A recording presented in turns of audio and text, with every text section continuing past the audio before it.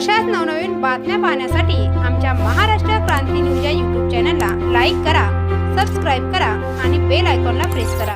उंबरठाण भूकंप प्रवण क्षेत्रातील गावांना तहसीलदार यांची भेट, नागरिकांना न घाबरण्याचे केले आवाहन। तालुक्याच्या पश्चिमेस उंबरठाण क्षेत्रातील निंबारपाडा, राशा, कृष्णानगर, उंबरठाण आदी गावांना 6 मार्च रोजी भूकंपाचे सौम्य धक्के बसले होते। यावेळी परिसरातील नागरिक भयभीत झाले। या भूकंपाची नोंद मेरी नाशिक येथील भूकंप मापक केंद्रात 6 मार्च रोजी 9:59 2.3 रिश्टर स्केल इतकी झाली होती। यासारखे सौम्य धक्के काही गावात जाणवले होते। या गावात जमिनीतून मोठे आवाज ऐकू येत होते। घरावरील पत्रे हलले, काहींच्या घरात मांडणीवरील भांडी कुंडी डबे खाली पडले, तर उंबरठाण येथे सौम्य धक्के बसल्याने जमीन हादरल्याने अनेक जण घरातून बाहेर पडले होते। नागरिकांना दिलासा देण्यासाठी तहसीलदार रामजी राठोड यांनी कृष्णानगर, उंबरठाण, निंबारपाडा या गावात प्रत्यक्ष भेटी देऊन गावाची पाहणी करीत नागरिकांनी कोणत्याही परिस्थितीत घाबरून न जाण्याचे आवाहन केले। येत्या काळात भूकंपाची तीव्रता जर वाढली तर नागरिकांनी काळजी घ्यावी, तात्काळ घराबाहेर मोकळ्या जागेत जावे, रात्री अपरात्री बाहेर निघताना विजेच्या तारा, खांब यापासून दूर उभे राहावे। नागरिकांशी चर्चा करीत धीर देत मनोधैर्य वाढवून दिलासा दिला। यावेळी नागरिकांनी मनमोकळेपणाने तहसीलदार यांच्याशी संवाद साधत आपल्या समस्या सांगितल्या, त्या सोडविण्याचे सर्वतोपरी प्रयत्न शासनाच्या वतीने करण्यात येतील असे नागरिकांना आश्वासन दिले।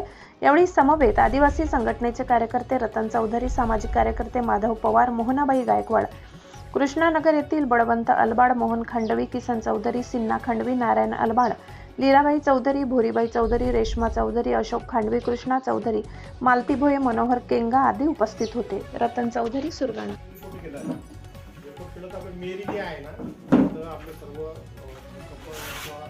भूगर्भातील हालचाल ज्या ठिकाणी नोंद असते तिथे नोंद होते, तर त्या ठिकाणी नोंद केलं, त्या ठिकाणी आढळलं या ठिकाणी आपलं 2.3 एवढं रिक्टर सेक्शन एवढं भूकंप झालेला आहे। तो सौम्य आहे, म्हणजे 2.3 एवढं दाखवलं, पण रात्रीच काही नोंद नाही, पण दिवसाचे आपले जे म्हणताय 9:59 एकी म्हणता बरोबर 8:59 त्या टायमाला आपला जो आपले गाव आहे निंबारपाडा असेल किंवा ते राशा असेल, निंबारपाडा असेल, या ठिकाणी भूकंपाचा धक्का जाणवला आहे, पण तो सौम्य आहे, हे खूप घाबरून जाण्यासारखं नाही आहे। एक